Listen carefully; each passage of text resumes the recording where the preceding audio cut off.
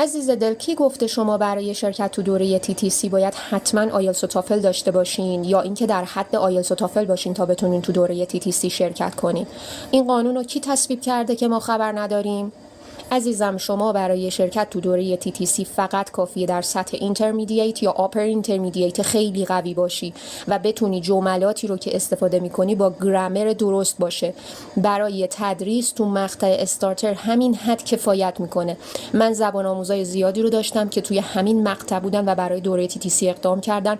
الان بسیار موفق هستن، دارن تدریس میکنن و مشغولن و اینقدر تیچرهای خوبی هستن که زبان آموزاشون اونا رو رها نمیکنن. بنابراین شما ذهنتون رو درگیر این موضوع نکنین که حتما باید تو سطح آیلتس و تافل باشم بعداً بیام برای TTC اقدام کنم.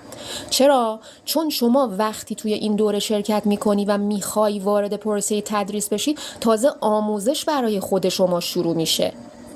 یعنی یه تیچر تازه تو مسیر آموزش قرار میگیره. اینجوری نیست که چون من دیگه تیچر شدم پس علامه روزگارم دیگه نباید آموزش ببینم، دیگه نباید چیزی یاد بگیرم. تازه آموزش دیدن برای شما که تیچر میشی شروع میشه، وگرنه خیلی راحت کنار گذاشته میشی. و مورد بعد این که عزیزم، شما قرار نیست که با لول آپر اینترمدییت یا اینترمدییتتون که TTC گرفتین و قبول شدین بیاین برین ادوانس تدریس کنید. که شما تو هر آموزشگاهی باید از ابتدا شروع کنید. یعنی چی؟ یعنی میری لول استارتر، استقبال از کارتون رو که دیدن، اون موقع استپ بای استپ میری جلو. در حین تدریس هم شما دارین چیزای بیشتری یاد میگیرین. یعنی وقتی که میخوای بری سر کلاس خودت باید آمادگی کامل داشته باشی. اگرچه لول پایین باشه، اگرچه لول های کودک باشه، استارتر باشه، بازم باید قبل کلاس چیکار کنی؟ روش مرور داشته باشی. لیسنینگ های کتاب رو باید قبلش خودت گوش کرده باشی. تمام سانگ های کتاب رو باید حفظ باشی وقتی میخوای بری سر کلاس با بچه ها، که بتونی اینها رو با بچه ها بخونی و اونها شما رو ببینن و فالو کنن.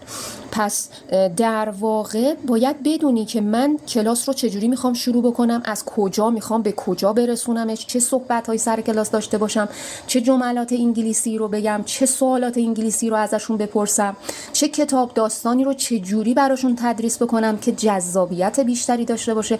در واقع شما باید یه لسن پلن عالی و خوب رو طراحی بکنی و همه اینها باعث میشه که شما بیشتر خودت یاد بگیری، بری دنبالش، نه اینکه بدون اینکه من هیچ تلاشی قبل از کلاس کرده باشم یهویی وارد کلاس بشم. پس در واقع تدریس کردن باعث میشه که خودمون بهتر و بیشتر یاد بگیریم. ز گهواره تا گور دانش بجوی. یادت باشه بلند شی، همین الان اقدام کنی، حتی یه پیام ارسال بکنی برای من و تعیین سطح بشی. اگرچه برای دوره TTC هم پذیرش نشی، اما باز به راه بادیه رفتن به از نشستن باطل. موفق باشید.